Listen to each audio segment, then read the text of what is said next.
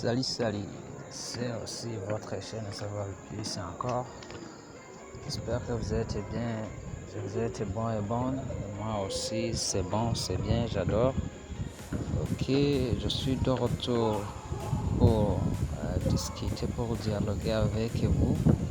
Aujourd'hui, qu'est-ce qu'on va voir? Aujourd'hui, on va se baser sur la souris de l'ordinateur. Qu'est-ce qu'un souris de l'ordinateur? Quelles sont ses principales parties? Comment la souris fonctionne? Quelle est la forme d'un souris? Pourquoi on l'appelle souris? Tout ça, vous allez le découvrir dans cette vidéo. C'est pour cette raison que je vous demande, si vous n'avez pas encore abonné à cette chaîne, t'abonner s'il vous plaît.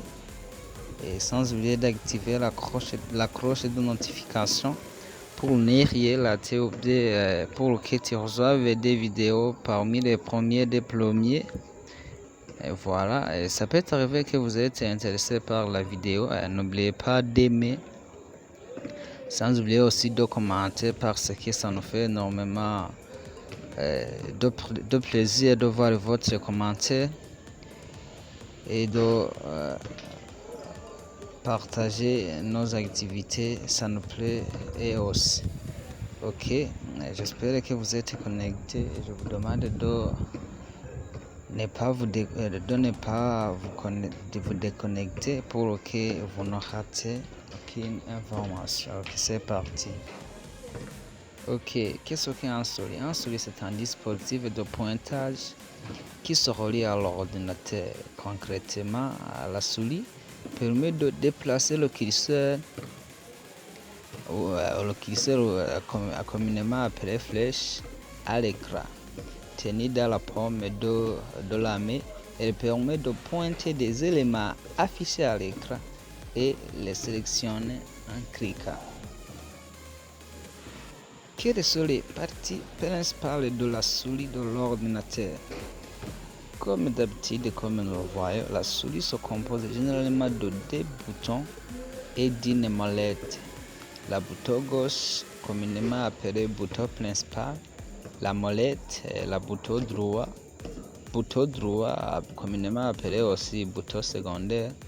Mais on trouve aussi des souris avec trois boutons, et il propose même une souris avec 4 boutons.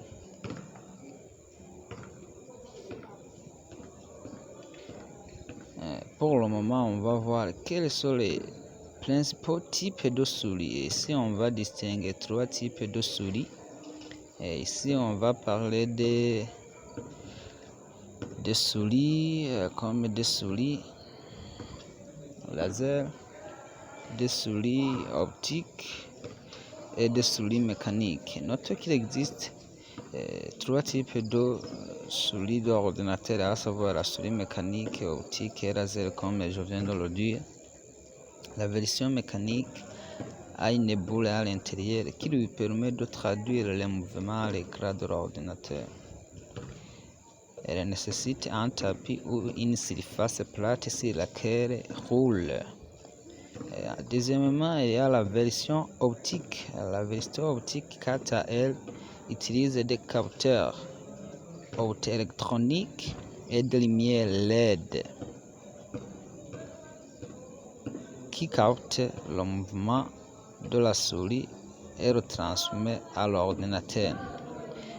Et le troisième type, appelé version laser, plus similaire à la souris optique, à la différence que pour son fonctionnement, elle utilise un laser infrarouge plutôt qu'une lame LED.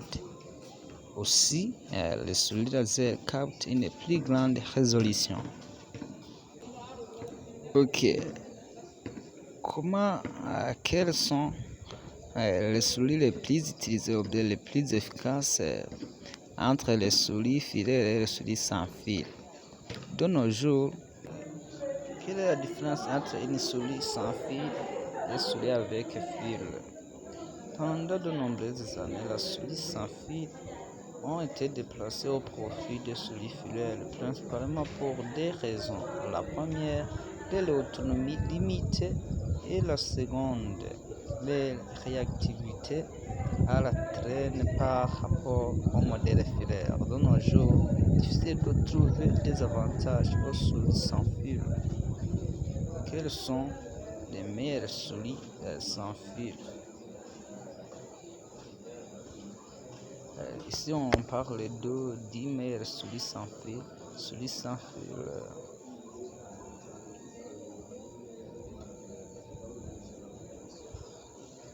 Des inconvénients du soulier sans fil. Risque d'introduction. La souris sans fil utilise soit la technologie Bluetooth, soit la technologie hertzienne ou soit infrarouge. Dans les trois cas, il y a un émetteur et un récepteur. Il peut arriver qu'il y ait une interférence entre l'émetteur et le récepteur. Dans ce cas-là, la souris est inopérante.